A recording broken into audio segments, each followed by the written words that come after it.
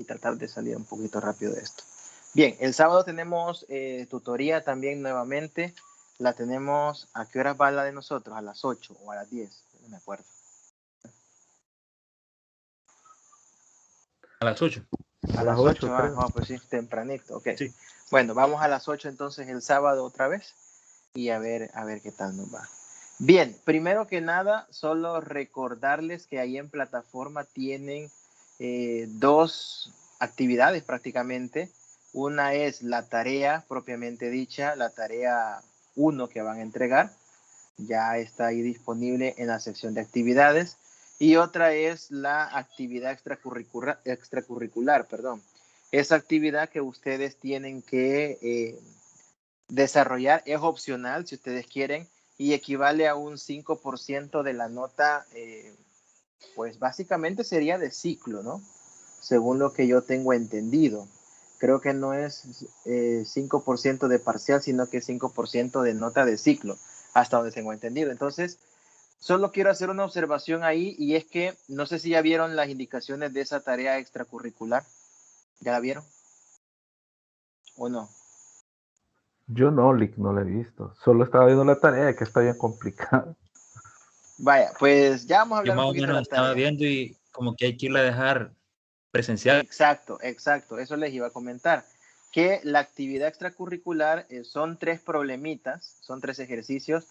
Están bastante, 2 de ellos están bastante en sintonía con lo que vimos en las tutorías pasadas, potencias, hay una que es desarrollar un cociente de 2 potencias de complejos, que más o menos trabajamos uno parecido en las tutorías pasadas. Hay otro que en el fondo es extraer raíces quintas de un número complejo por ahí, que también ya más o menos lo vimos en una tutoría. Y el tercer problema que trata de una función exponencial que en cierta manera hoy vamos a trabajar un poco de funciones. Así que la tarea extracurricular no está complicada, pero sí hay que irla a dejar de manera presencial el 13 de octubre en horario de 8 a 4 de 8 de la mañana a 4 de la tarde. Así que nada más es de irla a entregar de forma presencial. Lamentablemente esa no se puede entregar virtual. Y si no pueden ir, pues creo que el coordinador nos comentaba que si alguien necesitara alguna constancia de trabajo para solicitarla, para poder ir aunque sea un ratito solo a dejar el documento de la tarea, la podía solicitar también. Si es que necesitaran alguna ¿Qué constancia fecha para es? presentar en el trabajo. 13 de octubre, creo que es miércoles. Miércoles. Miércoles 13 de octubre, sí. Miércoles 13 de octubre. Ese 5% no les cae nada mal, ¿verdad? Para lo que se viene, pero bueno, recuerden que es opcional, no es obligatorio, pero sí es de irlo a dejar a la universidad. Así que, bueno, lo que les quería comentar también de ahí es que en las observaciones que aparecen en este documento, dice que en caso de que el estudiante realice la entrega y los 12 ejercicios se encuentren correctamente desarrollados, habla de 2 ejercicios, pero en realidad son 3 los que ustedes van a hacer, son los 3 que están ahí. Alguien podría pensar al leer las indicaciones que solo hay que hacer 2, pero no. Ahí hay un error de dedo a la hora de digitar las indicaciones y en realidad son los 3 los que hay que presentar. El 1, el 2 y el 3 para tener derecho al 5%. Esa actividad no la voy a calificar yo, esa actividad creo que la va a calificar el coordinador, pues porque la actividad es de entregarla presencialmente y nosotros no estamos ahí, así que creo que la va a calificar él, pero igual, ¿verdad? Si pueden desarrollarla y tienen al menos un pequeño espacio de tiempo para ir solo a dejarla y ya, pues yo les sugiero que lo haga, así que ahí analice si tiene algún tiempo, espacio el 13. Si se considera que puede ir a dejarlo, pues también dedíquele tiempo a hacerlo. Si no, tómelo como algo que le puede servir para practicar rumbo al parcial, tómelo como ejercicio o algo así, y no se martirice tanto como que lo va a entregar, ¿verdad? Pero yo creería que si tienen algún espacio y se les posibilita ir a dejarla, pues no caen mal esos 5%. Bien, entonces son los 3 ejercicios los que ustedes van a entregar. De ahí con la tarea, yo no he visto la tarea, la verdad. Hasta ahorita la vamos a ver. Vamos a ver.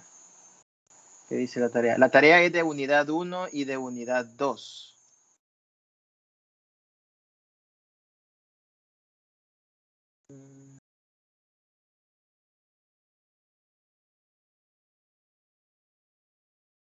Bueno, mientras me carga, miren, una consulta. La sede de Sonsonate ya la cerraron, ¿verdad? ¿O no? Sí, algunos procesos nos aparece directamente que hay que ir a Santa Ana ya. Pero, o sea, la sede propiamente, la de la San Germán, ya no está activa para nada. O todavía algunas cositas sí. No, ya Bueno, no. no sé si Jeremías sabe algo, pero al menos a mí, para la entrega del carnet me salió Santa Ana Mm, y me Este, inscribí para Sonsonate. yo ya. estaba leyendo de que estaba dándolo don Salvador, el coordinador Toda, de la toda, sede, todavía. ajá, aquí en Sonate, pero no sé Ujú. qué, qué tanto, porque supuestamente no lo estaban atendiendo, algunos le estaban Sí, sí, diciendo. sí. Ok. Pues miren, la tarea sí está un poco complicadita. Ahorita la estoy viendo. Quizás de lo más accesible, el problema 8, que hay que hallar los números complejos tales que el W es un número real y es un imaginario puro.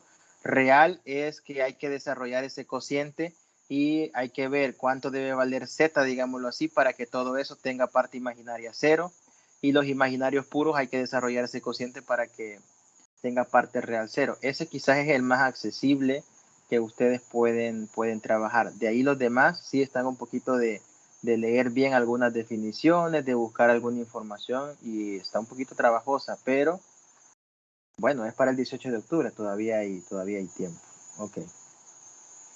También en base a eso, viendo las indicaciones de la tarea, recuerden que hay una defensa de la solución que desarrolla en el ítem anterior de la sesión sincrónica de clases que el tutor indique, 16 o 19 de octubre. Ok.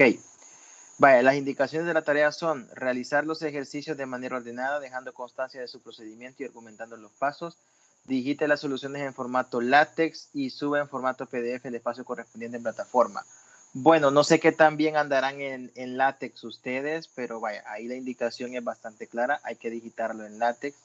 Si tiene algún problema con eso, pues podemos ver si se puede hacer alguna excepción en que lo pueda entregar ya sea a mano o en Word, que resulta un poco más fácil, pero si usted lo puede hacer perfectamente en látex, mejor. Habla de una defensa de la solución que se desarrolló de la tarea. Esa defensa solo tengo que consultar, chicos, si se va a tratar de defender toda la tarea. No, ahí dice. Ok. Si se va a defender toda la tarea o si se va a defender uno o algunos problemas, porque creo que exponer todos estos estará un poquito complicado. Así que solo voy a preguntar cuántos ejercicios van a defender ustedes o si es toda la tarea y se los voy a informar. Pues sí, porque así les voy a dejar a ustedes que escojan el ejercicio que usted considere de la tarea que más domina, ¿no? Para que no vaya a tener tantos problemas. No los voy a poner a defender uno que no haya entregado, por ejemplo, o a defender uno que le costó bastante y que no sabe si está bueno. Así que voy a preguntar cómo será la dinámica ahí y yo les informo. Pero sí, la tarea está un poquito Este, trabajosa. fíjese que yo estaba leyendo y como que dice que son dos ejercicios. En los sistemas de Podría ser. evaluación explica Sí es cierto. detalladamente dos de los problemas propuestos en la tarea 1. Ahí está leyendo, dos dice, fíjese. Sí, no había visto que tenía la rúbrica. Tiene razón. Bueno, pues ahí está. Escojan ustedes ahí lo que más les convenga para no perjudicarlos ahí de ponerles algo que sea de lo que más les costó, de lo que no hayan podido hacer. Los más facilitos Bueno, ahí. pues sí, así lo vamos a hacer para... La idea no es perjudicarlos, sino que ayudarles, ¿verdad? En todo eso. Y sí, la tarea está algo pesadita. Bien, vamos con lo que nos toca este día. Hoy vamos a hablar un poco de la unidad 2 relacionada con la parte de funciones complejas. En el material de la unidad 2 se hace una especie de resumen de los diferentes tipos de funciones complejas con los cuales vamos a trabajar, polinomiales, racionales, logarítmicas, exponenciales y trigonométricas sobre todo. Y acá vamos a hablar primero que nada de la definición de función compleja. La definición de función compleja es bastante similar a la definición de función que usted conoce de cálculo diferencial y es la siguiente. Esta es la definición del material. Dice, supongamos que A es un subconjunto del plano complejo C. Se denomina función compleja de una variable compleja f de z a una aplicación f que va de A a C. En este caso, A vendría a ser como el conjunto de partida, los complejos vendría a ser como el conjunto de llegada, donde a cada valor z en el conjunto de partida A se le asocia su correspondiente valor único en el conjunto de llegada. O sea, es básicamente la misma idea de las funciones de variable real, donde usted tiene una función que agarra un número en el conjunto A, un número complejo, y devuelve como resultado un único número complejo en el conjunto de llegada, en este caso en el conjunto de los números complejos.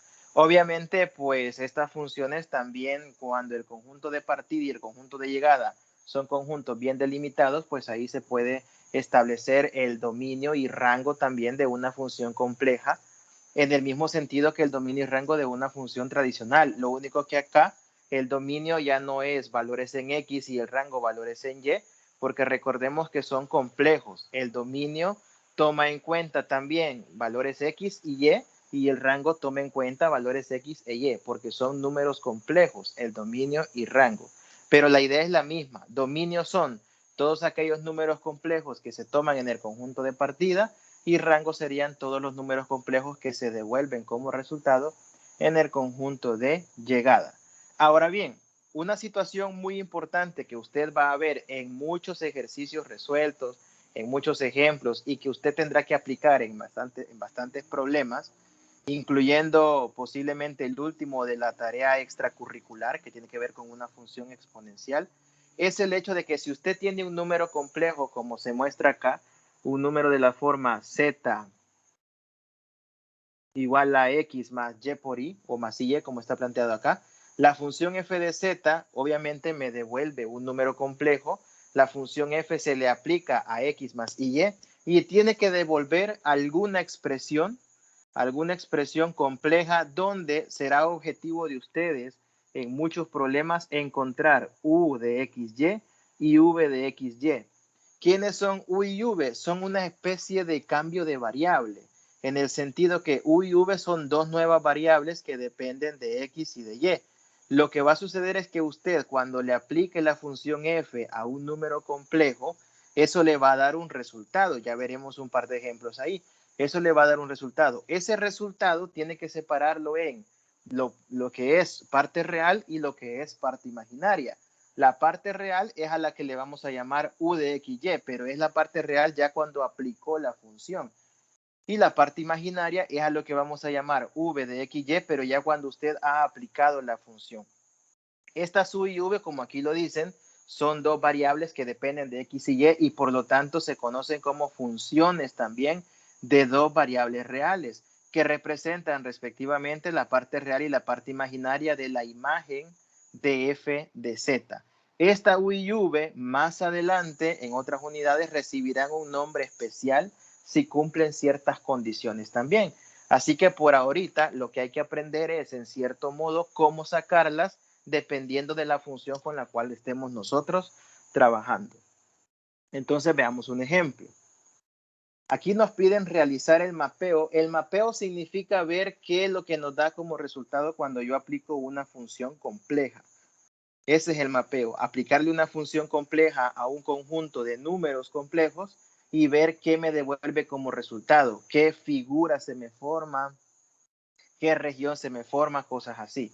Entonces, esta función compleja funciona de manera que agarra un número complejo z, le aplica la función f y eso me devuelve como resultado z cuadrado, o sea, eleva un número complejo al cuadrado, con el agravante que los números complejos que se van a operar acá son aquellos que tienen parte real igual a menos 2. O sea, la función solo se le va a aplicar a números complejos que tienen parte real que vale menos 2. Eso es la condición que se ha colocado acá.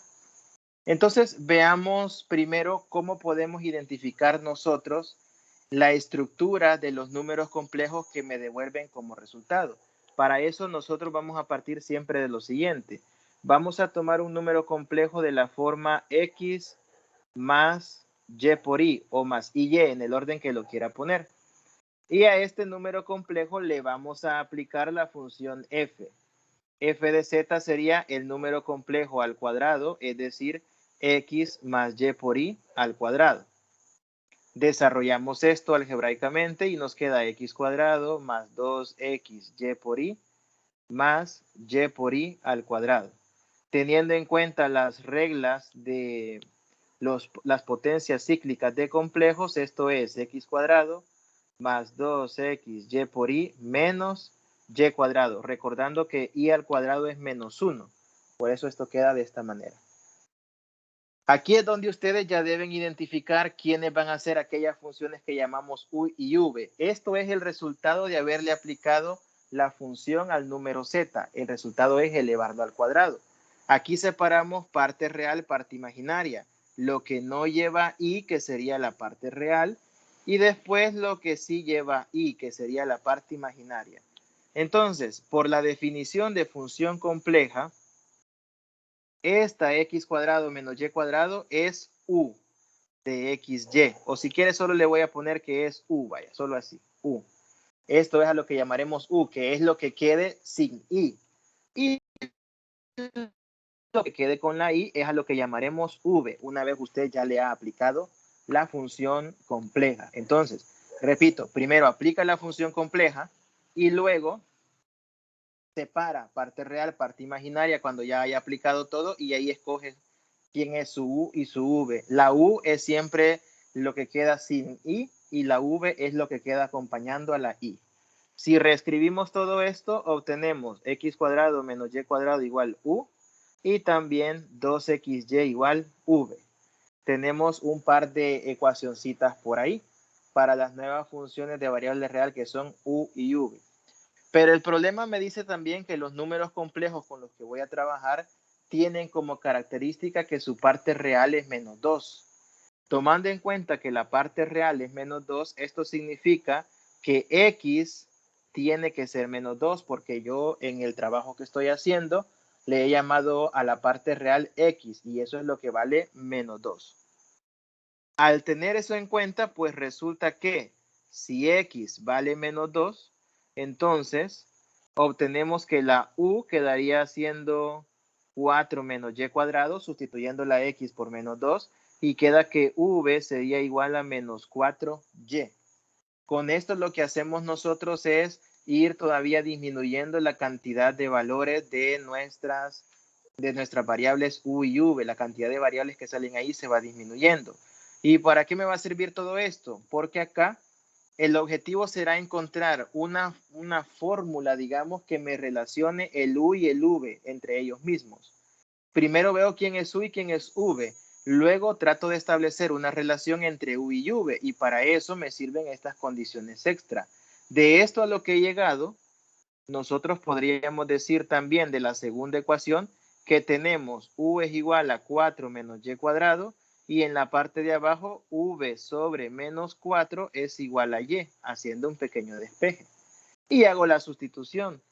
Sustituyo la ecuación de abajo en la ecuación de arriba y entonces me queda u igual a 4 menos v sobre menos 4 al cuadrado. Sustituyo la y de la primera ecuación por el despeje que saqué abajo. Y esto me devuelve u igual a 4 más v cuadrado sobre 16. Si esta ecuación fuera con una x y con una y, lo que me representa es una parábola. Lo que me representa es una parábola. Si esto tuviera, repito, bueno, aquí es menos, perdón, es 4 menos v cuadrado sobre 16. Si esto tuviera variables x y y, fuera una parábola. Pero si tiene u y v, ¿qué será? Pues lo mismo, es una parábola, solo que si usted quisiera graficar esto, los ejes ya no se llamarían x y y, sino que se llamarían U y V. Conclusión. Bueno, la conclusión de esto es que el mapeo de esta función lo que hace es agarrar todos los números complejos cuya parte real es menos 2 y todos esos números los transforma en unos nuevos números complejos que terminan formando una parábola. Por eso es importante identificar quién es U, quién es V y luego establecer una conexión entre U y V. La conexión entre U y V, que sería resolver el sistemita de ecuaciones en términos generales, le permite a uno llegar a una fórmula que solo tiene U y V y hay que interpretar nada más qué tipo de gráfica es esa función que se nos está formando. Entonces, si yo quisiera graficar esto, vamos a hacer por aquí aparte. Si yo quisiera graficar U igual a 4 menos V cuadrado sobre 16, esto no sé qué tanto habrán visto ustedes de gráficas de parábola, gráficas de cónicas, cosas así, pero esto lo podríamos ordenar haciendo lo siguiente: U menos 4 es igual a menos V cuadrado sobre 16. Y con esto, si han visto alguna teoría de cónicas, sabrán ver que el vértice de esa parábola es según como uno ponga los ejes. Imagínense que usted grafica los ejes y como ahora estamos con una ecuación que tiene letras U y V, pues entonces usted a uno de los ejes le pone U y al otro de los ejes le pone V. Recordemos que la U era la parte real de nuestra imagen, entonces debe ser el eje horizontal. Y V era la parte imaginaria de nuestra imagen, entonces es el eje vertical. Ahí está. El vértice de la parábola será de la forma 4,0, así que podemos marcar por aquí el 4. Este es el vértice 4,0. Y de ahí pasará por los valores, bueno, si la U vale 0, quedaría 4 por 16, pasa por 8 y menos 8. Cuando la U vale 0, pasa por 8 y menos 8. 2, 4, 6. Bueno, voy a volver a dibujar esto para que se pueda ver por dónde pasa la función. Lo voy a hacer aquí más abajo. Y como les decía, este sube porque es parte imaginaria, U es la parte real, pasa con vértice en 4,0. Aquí estaría menos 8. Y aquí estaría 8. Pasa por estos otros dos puntos. Y aquí venimos nosotros y trazamos un bosquejo de parábola, porque la ecuación a la que se llega pues es una parábola. Y esta sería el mapeo de mi función según las condiciones del problema. Entonces vean los pasos que hay que hacer para sacar un mapeo. Primero, recapitulando, aplica usted a un número complejo z la función que le den, que es lo que hice yo en rojo acá. Cuando ya llega al final, que ya no puede simplificar ni reducir nada, solo identifica la parte real de la respuesta y la parte imaginaria. Parte real sería u, que es x cuadrado menos y cuadrado, y la parte imaginaria v. Al hacer esos nombramientos, su u se vuelve un nuevo eje horizontal, su v se vuelve un nuevo eje vertical. Y luego es cuestión de establecer o buscar una relación entre U y V, que es lo que está hecho en azul, tratando de resolver un sistemita para encontrar cómo se relacionan U y V y por ende para ver qué tipo de ecuación le va a quedar. Una vez ya identificó la ecuación, que en este caso es una parábola, se grafica tomando como U el eje horizontal y V el vertical, y ahí tendríamos ya el mapeo de nuestra función. Transforma los complejos de módulo, de parte real menos 2 en complejos que forman esta parábola. ¿Alguna pregunta?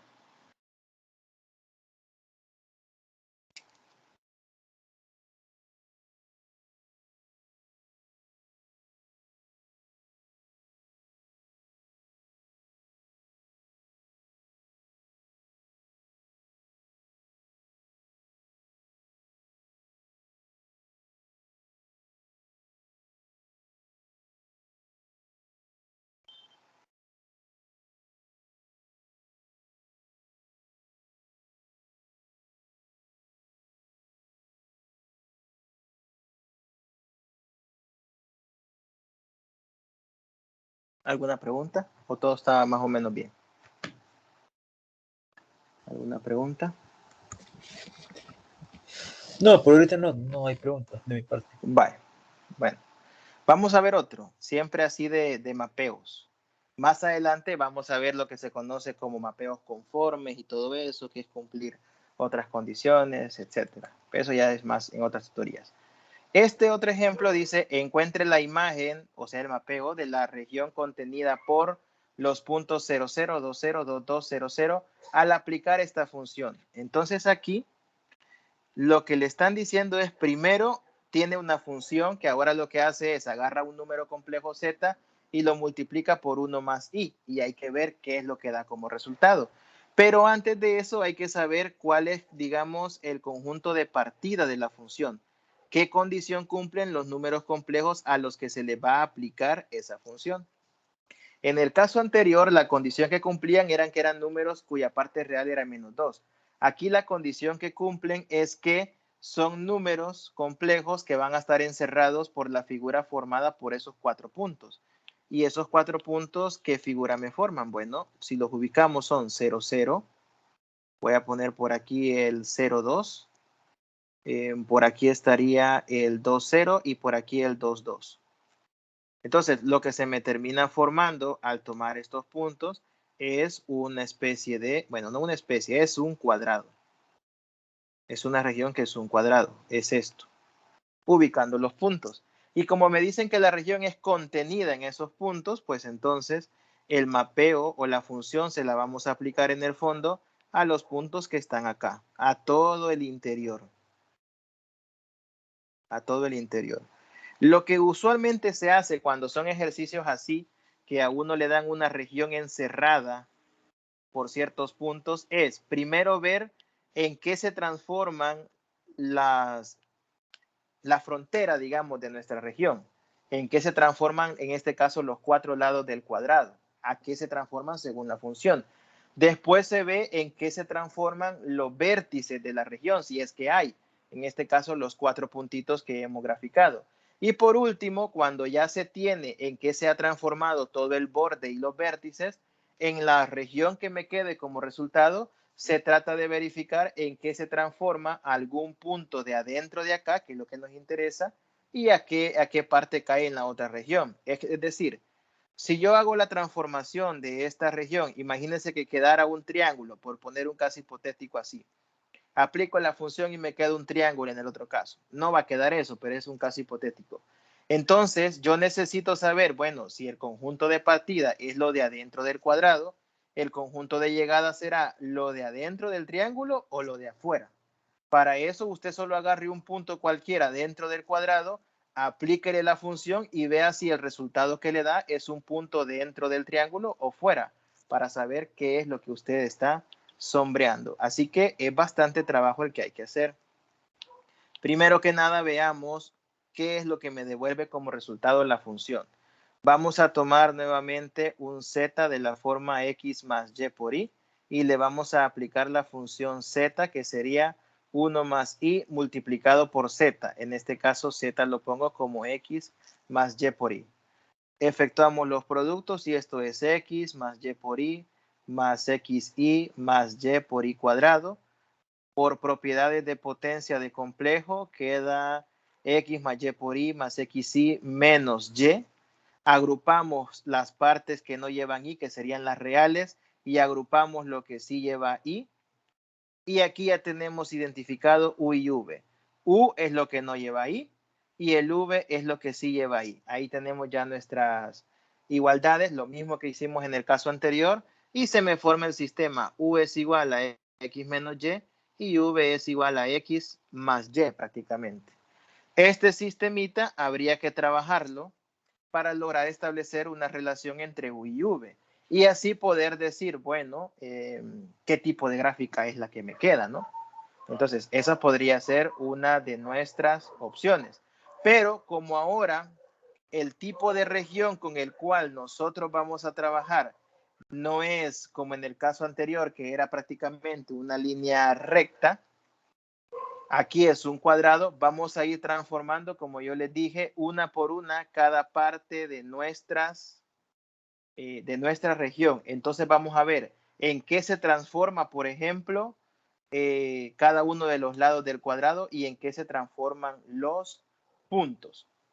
Comencemos por los lados del cuadrado. El lado de abajo, el lado de abajo tiene su ecuación, es el eje horizontal. Entonces la ecuación del lado de abajo es y igual 0. La ecuación del lado de la izquierda, acá, este es x igual 0. La ecuación de la recta de arriba es y igual 2. Y la ecuación de la recta vertical de la derecha es x igual 2. Cada ecuacioncita del lado del cuadrado tiene su respectiva representación, ¿sí? Entonces agarramos esas 4 mini ecuaciones y vemos en qué se me transforma según nuestra función. Para ver en qué se me transforma, tenemos que tomar en cuenta nuestros resultados del u y el v. Por ejemplo, voy a ir en el primer caso. Si la y vale 0, aplicando las formulitas del u y el v que nosotros tenemos, resulta que u es igual a x y v queda igual a x. En conclusión, u es igual a v. Y aquí tengo una primera recta. Le he aplicado la u y v a mi primer caso cuando la y vale 0. Siguiente caso, el otro valor de y. Si y vale 2, entonces me queda que u es igual a x menos 2 y que v es igual a x más 2. Tenemos esto. U igual a x menos 2 y v es igual a x más 2. Al tratar de establecer alguna relación entre u y v, ¿a qué podemos nosotros llegar? ¿Qué tipo de relación creen que podríamos establecer sabiendo que u es igual a x más 2? U es igual, perdón, a x menos 2 y que v es igual a x más 2. ¿A qué llegamos?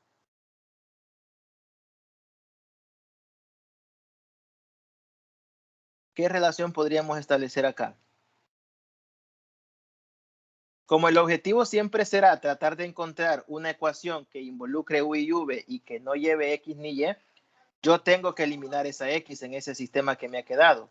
Por reducción, si yo hago la resta de la función de arriba menos la de abajo, esto me queda u menos v igual menos 4, o si lo quiere más bonito, v menos u igual 4. Y ahí tenemos ya nuestra segunda ecuación. Con eso hemos transformado, resolviendo siempre el sistema que me queda al evaluar, hemos transformado ya dos lados del cuadrado.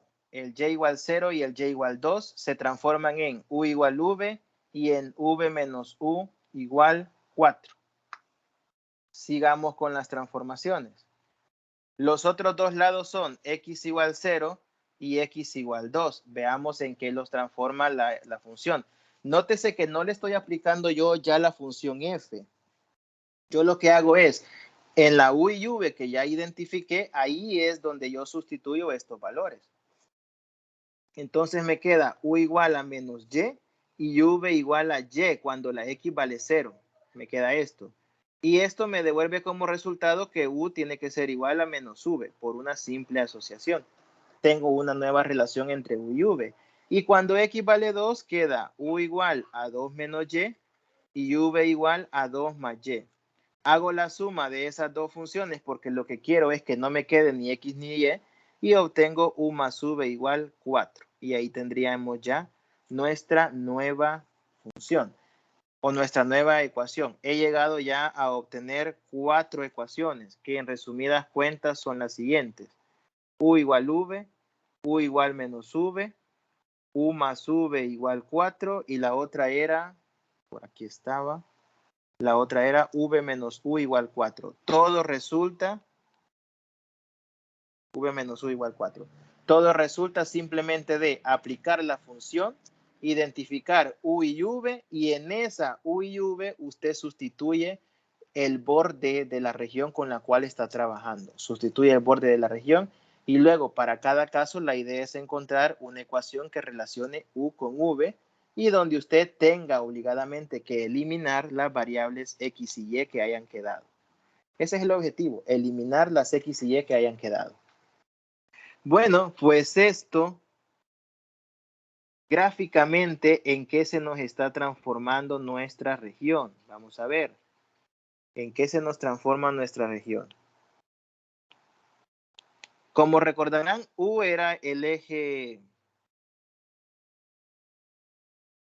quedó muy ancho. U era el eje horizontal, porque era parte real cuando hacíamos los nombramientos, y V también es el eje vertical siempre. Eso no va a cambiar. Le llamo a este U y al de arriba V, al vertical. Pues entonces acá, si graficamos nuestras 4 ecuaciones que están en color verde, haciendo la analogía con los ejes X y Y, el U igual V vendría siendo lo mismo que X igual Y, solo que con diferentes letras. Este X igual Y, pues es simplemente la línea que pasa cortando al primer y cuarto cuadrante en 2 partes iguales, es esta. Más o menos acá.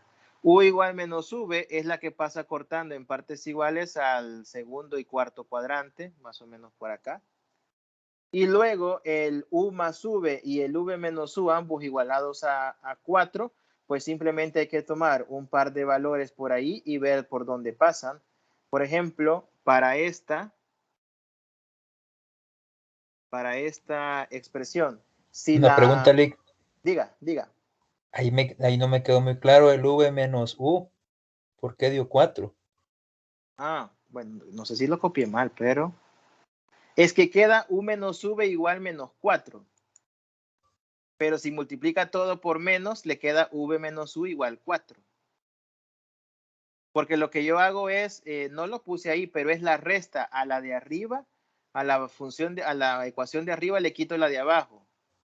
Ah, pero a ese más 2 le agregó un menos.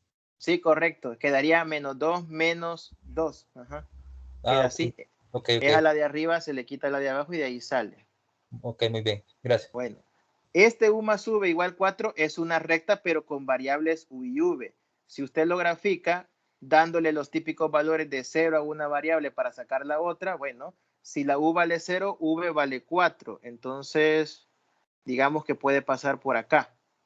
Y después, si la V vale 0, U vale 4. Pasa también por acá. Entonces, esta es una línea que viene por aquí. Es la U más V igual a 4. Lo voy a poner acá.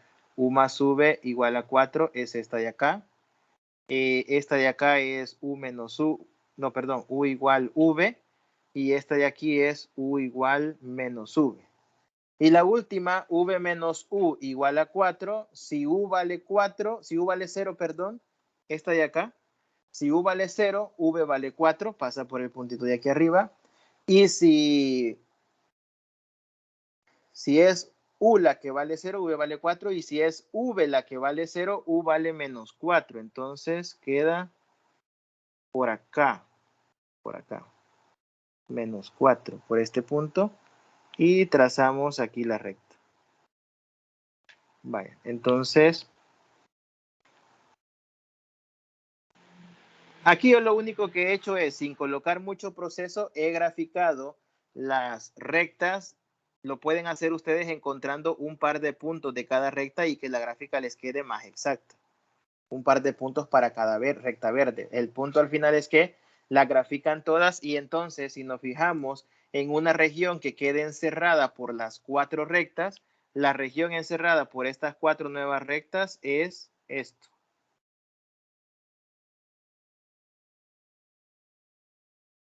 Se nos forma un rombo encerrado por las 4 nuevas rectas. Donde, pues bueno,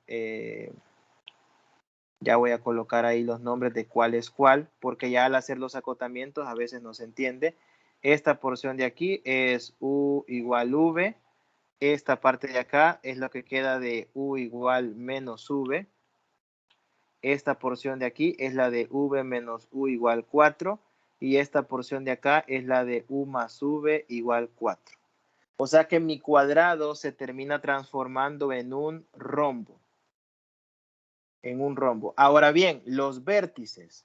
Los vértices que nos estaba dando el problema eran 0, 0, 0, 2, 2, 2 y 2, 0. Si a esos vértices yo le aplico la función, Veamos a qué nos lleva. ¿Y cómo le voy a aplicar la función? Sencillo. Supongamos el punto 0, 0.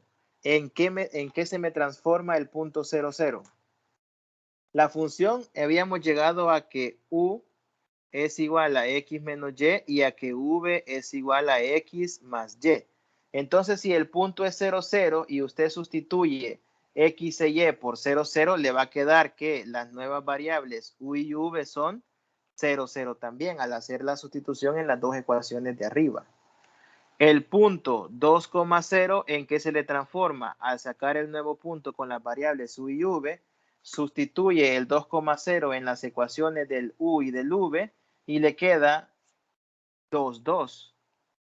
El punto 2, 2. Y si vemos el dibujo, puede ser que aquí no se aprecie muy bien, pero el 0, 0 es el punto de acá abajo.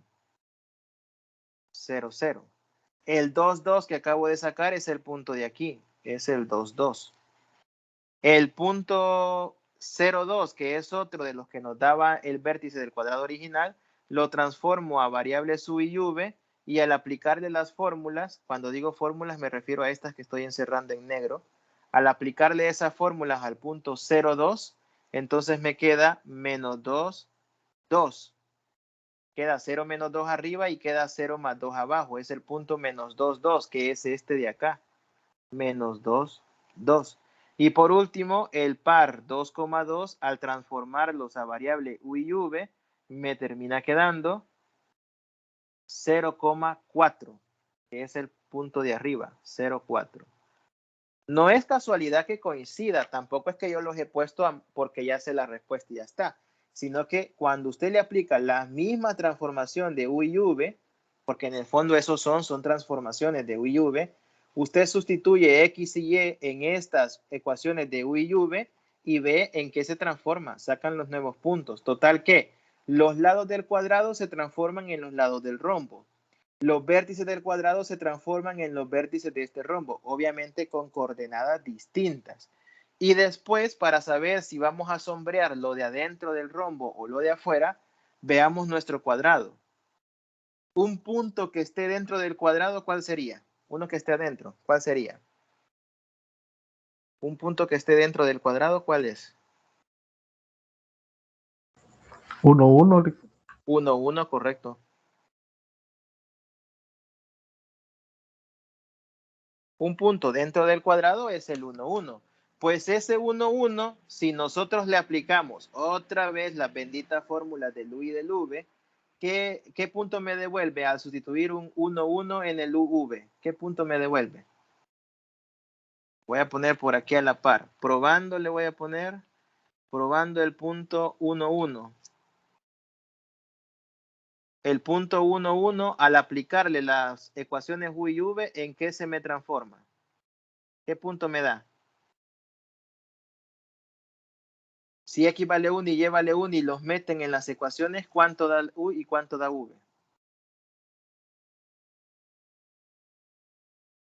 Ajá. Sustituyenlas ahí en lo que está en negro encerrado.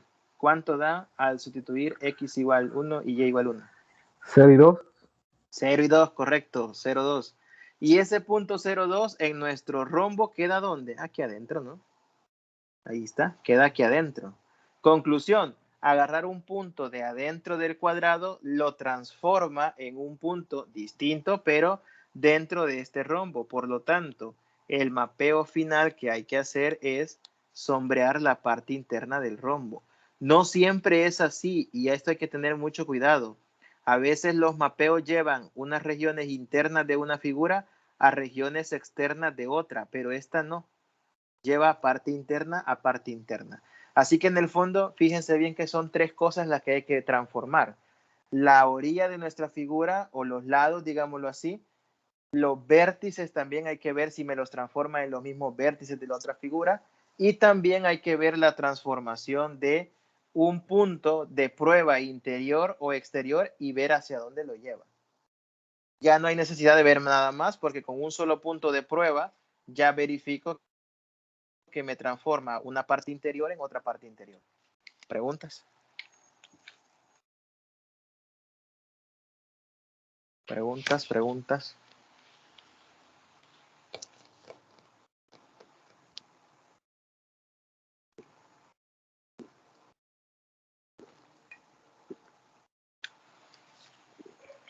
Preguntas, preguntas.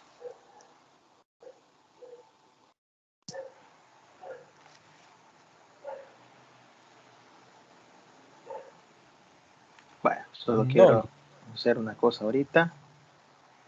Aquí está. Bien. Bueno, sigamos entonces. Vamos ahí. ¿Qué vamos a ver ahora?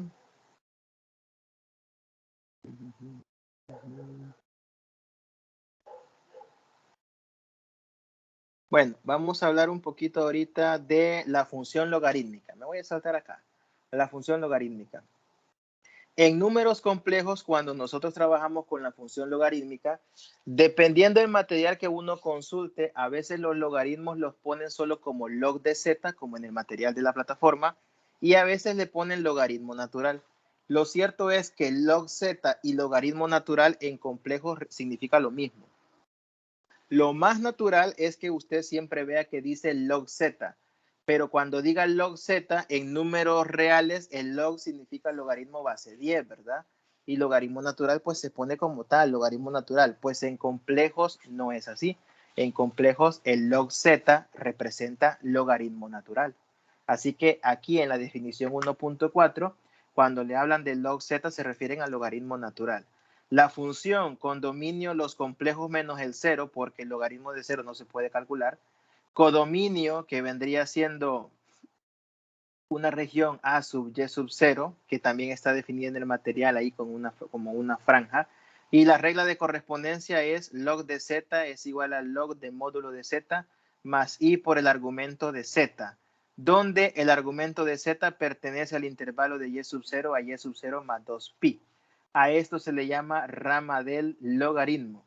Esta función se denota usualmente por log de z. Sin embargo, hay una infinidad de estas funciones. Vaya, ¿qué cosas debemos nosotros tener en cuenta de la función logaritmo? Primero, ¿cómo funciona?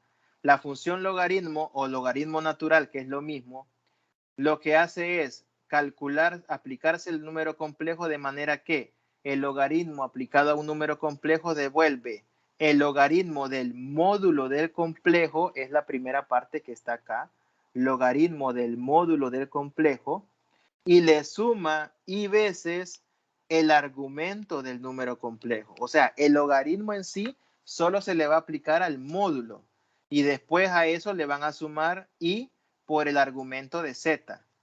Ahora, cuando dice que esta es una rama principal es por lo siguiente.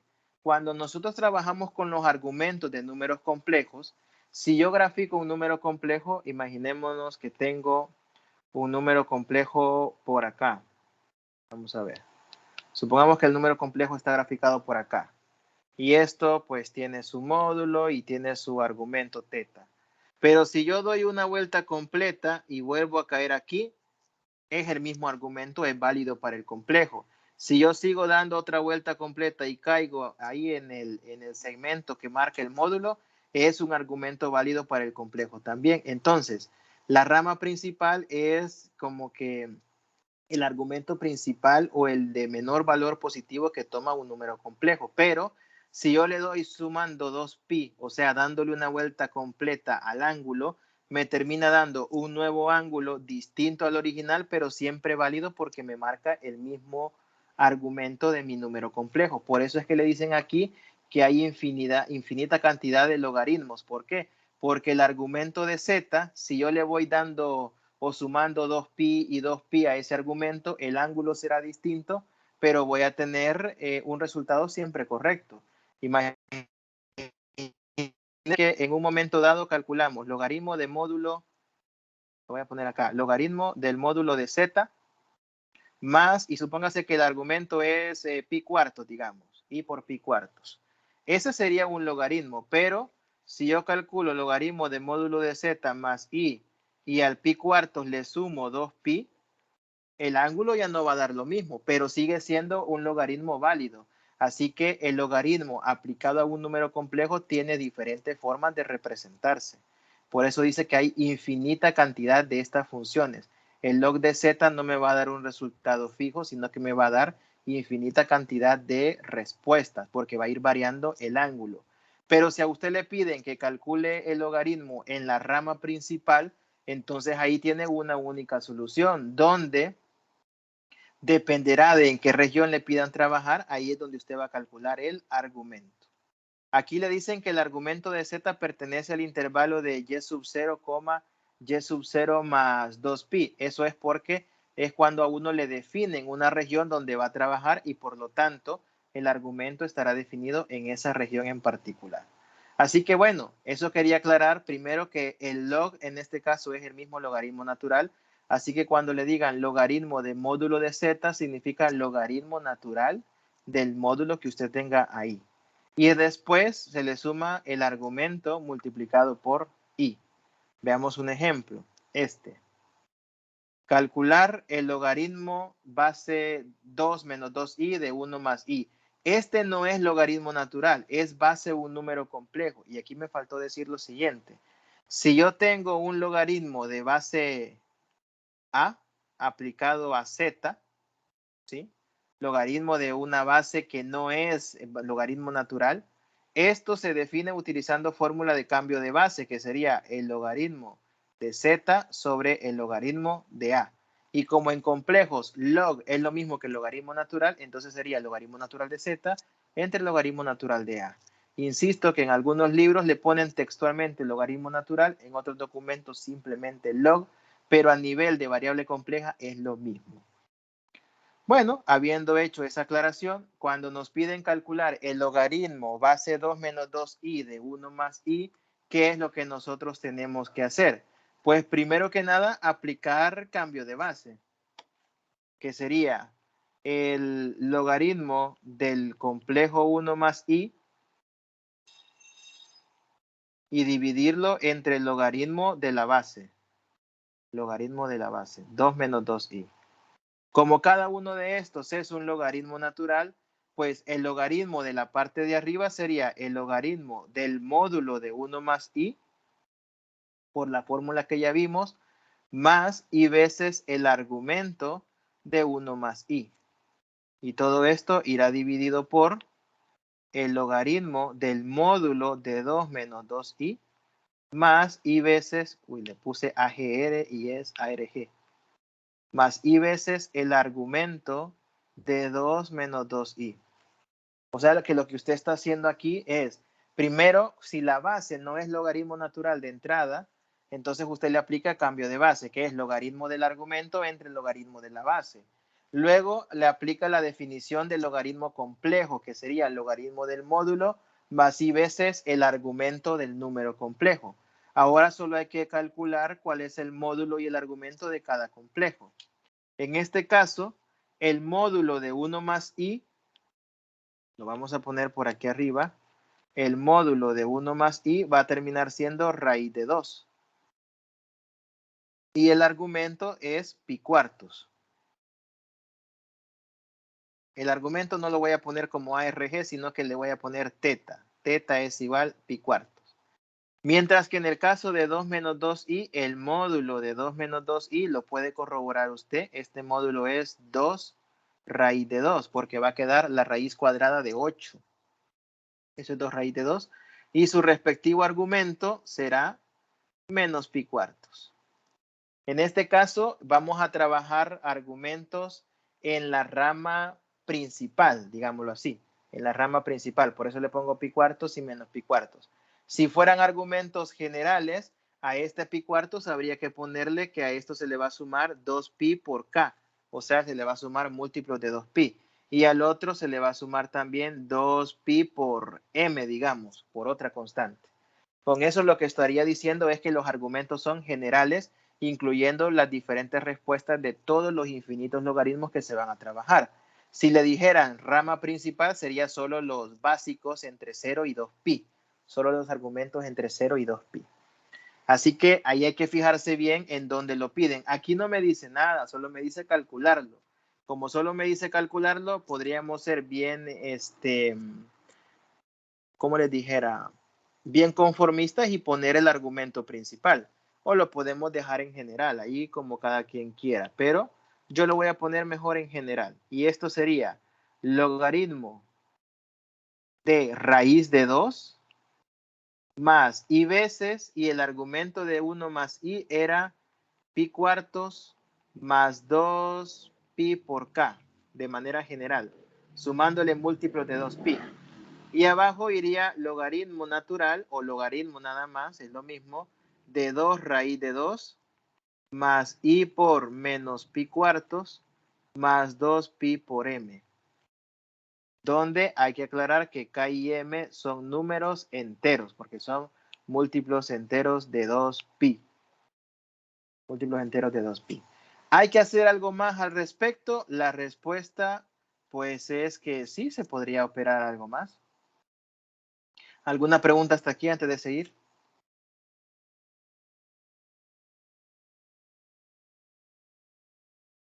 ¿Alguna pregunta hasta acá?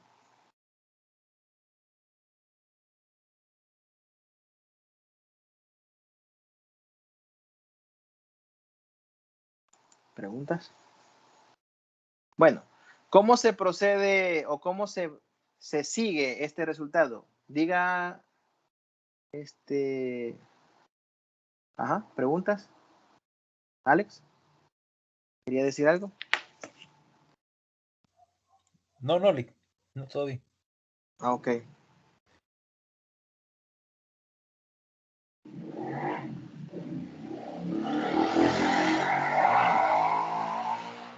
Vaya, aquí esto en el fondo es una división de complejos. Aquí pasa una situación.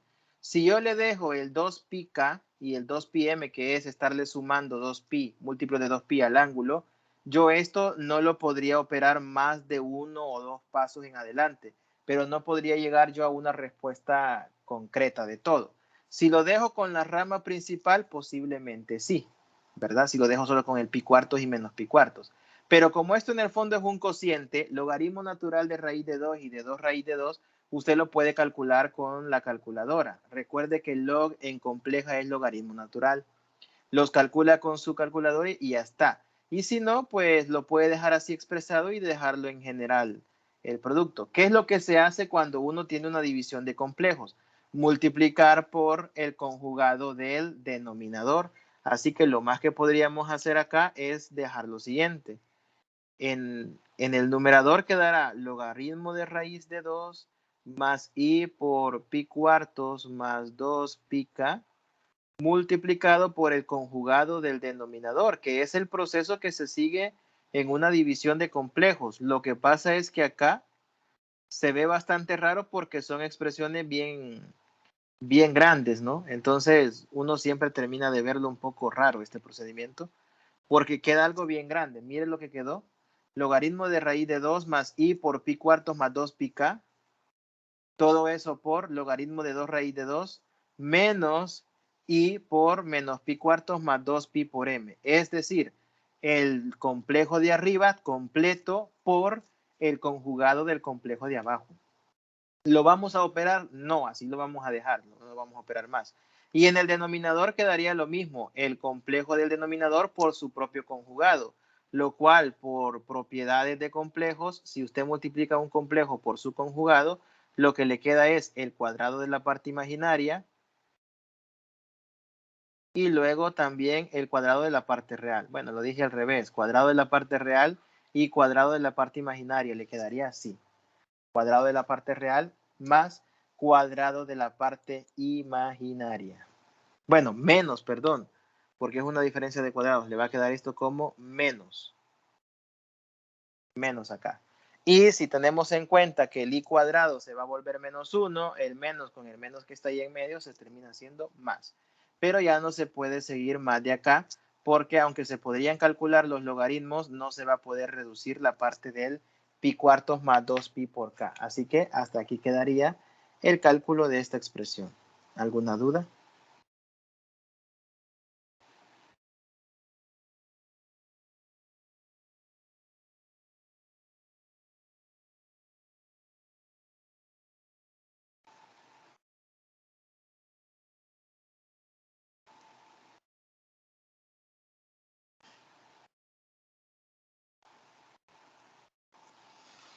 Preguntas, preguntas, preguntas.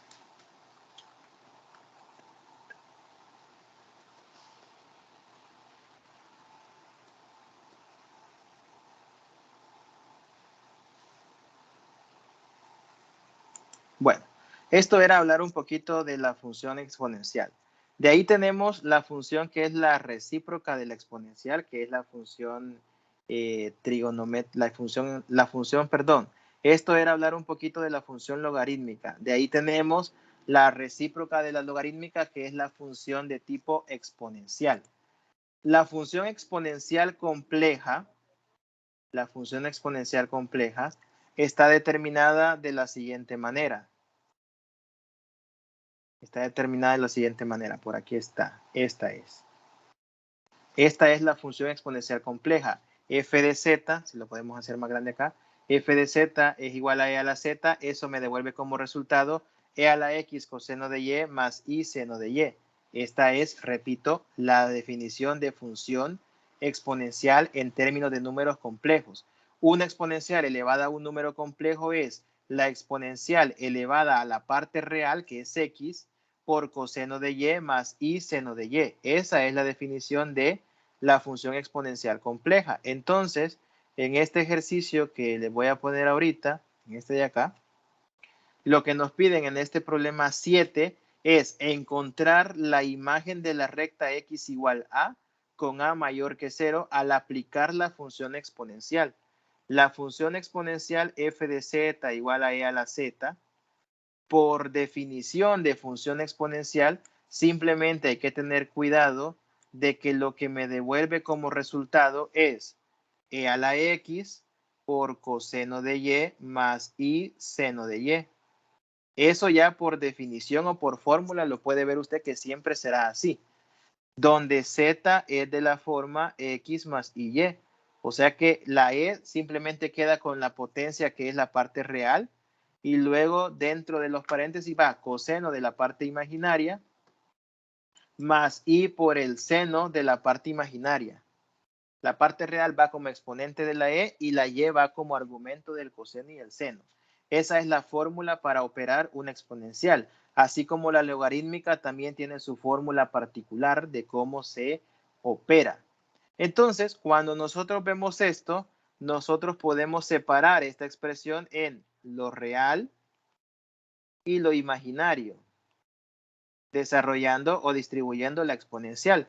Y esto me sirve otra vez para encontrar u, que es lo real, y v, que es lo imaginario. Vea cómo lo de encontrar u y v siempre se cumple. Lo mismo pudimos haber hecho con el logaritmo. Logaritmo de valor del módulo de z sería el u, y el argumento de z sería el v en el caso del logaritmo. Aquí son estas dos expresiones, partiendo, repito, de la definición de función exponencial. Entonces, una vez nosotros hemos identificado u y v, tenemos u es igual a e a la x por coseno de y v es igual a e a la x por seno de y. Ahora, ¿con qué tipo de elementos estamos trabajando? Hoy no es un cuadrado, hoy no es una línea horizontal, hoy nos dice que es la recta x igual a, con a mayor que 0. Es decir, estamos trabajando con números complejos donde la parte real es positiva estrictamente.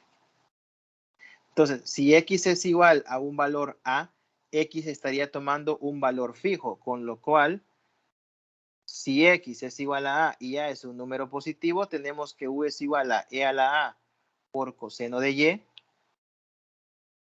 e a la a por coseno de y v es igual a e a la a por seno de y. Y aquí, pues, no sé qué tanto se recordarán ustedes de parametrizaciones y cosas por el estilo, porque aquí no puedo usar reducción, sustitución o igualación para simplificar y deshacerme de la y, pero sí que podría usar unos procesos que se utilizan cuando uno ve parametrizaciones de rectas, que tendrían que haberlo visto ya, no sé si en análisis o en cálculo superior, pero en esas parametrizaciones, si yo elevo al cuadrado u y elevo al cuadrado v y lo sumo, no se trata de reducción, igualación ni sustitución. Se trata de un mecanismo que tiene que ver con parametrización, repito. Elevamos al cuadrado las dos expresiones porque tienen trigonométricas y esto queda e a la 2a por coseno cuadrado de y, que es el u cuadrado, más e a la 2a por seno cuadrado de y. Esto es elevando al cuadrado. Saco factor común e a la 2a y me queda factor de coseno cuadrado de y más seno cuadrado de y. Esta es una operación o un recurso matemático típico cuando yo quiero deshacerme de trigonométricas. Elevar al cuadrado para ocupar la propiedad pitagórica de que la suma del cuadrado de seno y coseno da 1 y ya solo me queda u cuadrado más v cuadrado igual a e a la 2a. Ya no tengo x ni tengo y, ¿sí? Tengo 2a. Entonces, ¿esto qué es? Si el e a la 2a fuera un número entero normal, por ejemplo 16, fácilmente se podría decir, bueno, u cuadrado más v cuadrado igual 16. Esto es, en ejes u y v, una circunferencia de radio 4, con variables u y v. Pero en este caso, como es a la 2a, puede dar problemas, sin embargo, es la misma interpretación. Esta es una circunferencia con centro en el punto 0, 0 y radio la raíz de e a la 2a, que sería e a la a. La raíz de e a la 2a, que sería e a la a. Y esa es toda la interpretación. ¿Se podría dibujar? Sí, pero como no sabemos cuánto vale a, solo sabemos que es positivo, pues sería una circunferencia con un hipotético radio de e a la a. Nada más para dejarlo identificado, ¿no? Así que, ¿alguna pregunta? Preguntas, preguntas, preguntas.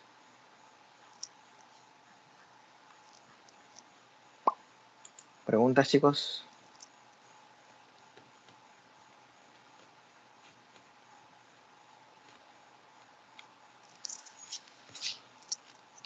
Preguntas, preguntas.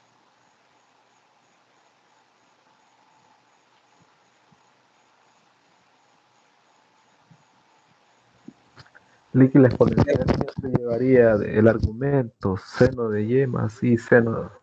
¿Cómo? Siempre iría el argumento en la exponencial. Sí, es que por lo que está en rojo arriba, dice usted. Ajá, sí. No. En ese caso, la definición de función exponencial no trabaja con el argumento. Porque en la función exponencial, la x es la parte real del complejo y la y que se pone en el coseno y seno es la parte imaginaria. Esto puede generar confusión porque recordemos, cuando uno ve la representación trigonométrica o polar de un complejo, en el coseno y en el seno se coloca teta. Creo que por eso es la pregunta, ¿no? Porque en la forma trigonométrica se pone coseno de teta, o sea, el argumento, y seno de teta. ¿O no era por eso, Jeremías? Jeremías. Sí. Ajá, vaya, sí, es una buena pregunta para aclarar ese pequeño detalle. Esta no es representación trigonométrica de un complejo. Esta es función exponencial. La función exponencial no trabaja con argumentos, trabaja con parte real y parte imaginaria. La representación trigonométrica es así, es coseno del argumento más i por el seno del argumento, pero esta no. Esta es coseno de la parte imaginaria más i veces seno de la parte imaginaria. Hay que tener cuidadito ahí en no equivocarse en esos aspectos. Pero muy interesante la pregunta porque así se solventa esa duda. Gracias. Bueno, a la orden. ¿Preguntas? Vale, mire, con todo lo que hemos hecho hoy, ya solo me falta explicar un par de cositas más, pero con los ejemplos que hemos hecho de esta exponencial, de la de z cuadrado y ¿cuál fue la otra que hicimos? Ah, la de la región del cuadrado. Todo eso les muestra que, bueno, se agarra un número complejo, se le aplica una función, se separa parte real, parte imaginaria y ahí se nombra el u y el v. Y después la idea es encontrar algún proceso matemático para transformar la ecuación de u y de v en una sola ecuación, transformar las dos ecuaciones de u y de v en una sola donde ya no haya x ni y. Y esos procesos, pues hay una gran variedad de formas de hacerlo. Lo único que no hay un mecanismo de decir, tiene que hacer siempre esto. Mire cómo aquí el recurso era elevar al cuadrado, en otro caso es reducción, sustitución, igualación, etcétera. Hay diferentes recursos que usted puede usar según la función que tenga. No hay una única manera de trabajarlos y no hay una manera fija tampoco. Pero siempre el común denominador es aplicar la función, sacar u y v y luego eliminar la x y la y para dejar una sola ecuación con U y V. Y después, otro aspecto importante, resumiendo lo que hemos visto ahora, es el hecho de tener claro que la función f de z igual a un logaritmo y la función f de z igual a una exponencial son dos funciones especiales que están ya bien definidas y tienen una fórmula cómo se van a calcular. No es como, por ejemplo, la z cuadrado, que es elevar al cuadrado y ya está. Esta exponencial no es solo elevo al exponente y se acabó. No, tiene una formulita que hay que seguir. El logaritmo tiene una fórmula también que hay que operar, así que hay que tener cuidado con eso. Bien, esta función exponencial cumple también algunas propiedades muy importantes, que son las que estoy mostrando acá en el teorema 1.1. Por ejemplo, la típica propiedad de exponenciales. Una exponencial elevado a una suma de potencias se distribuye como e a la z por e a la w, es decir, las potencias de la misma base, los exponentes, se suman. Esa es la misma propiedad que en números reales, la primera que está en el literal A. Repito, producto de potencias con la misma base, las exponentes se suman. Ahí está. La segunda propiedad, para todo número complejo, e elevado a la z será distinto de 0. Para todo número complejo. Bueno, recordemos la definición que tiene e a la z. E a la z es e a la x, que es e elevado a la parte real, por coseno de la parte imaginaria más i veces seno de la parte imaginaria. Eso nunca va a ser 0. Así que la exponencial compleja tampoco es 0. Tercera propiedad, el módulo de e elevado a la x más y, que es lo mismo que e a la z, el módulo de una exponencial compleja es lo mismo que e elevado a la parte real. O sea, podemos prescindir de la parte imaginaria a la hora de calcular el módulo. Solo sería e elevado a la parte real. E a la z es periódica y todos los periodos son de la forma 2pi por ni. Es algo parecido a lo que pasa con la función logarítmica también, que se va repitiendo.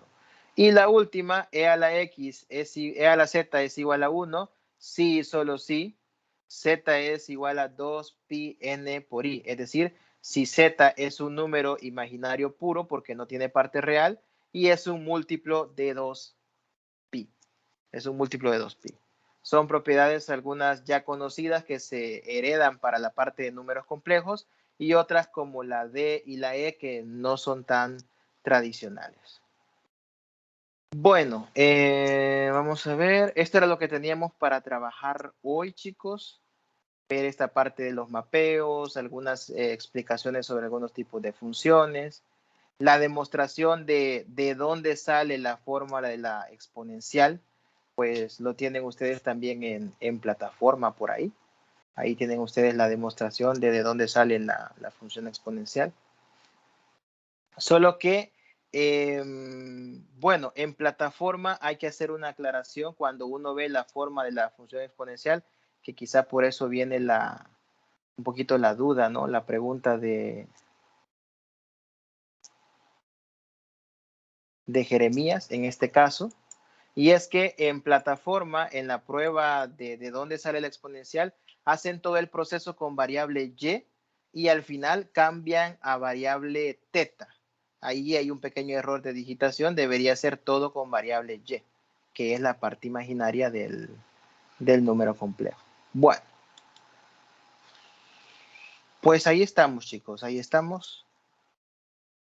Y esto sería lo que íbamos a trabajar este día.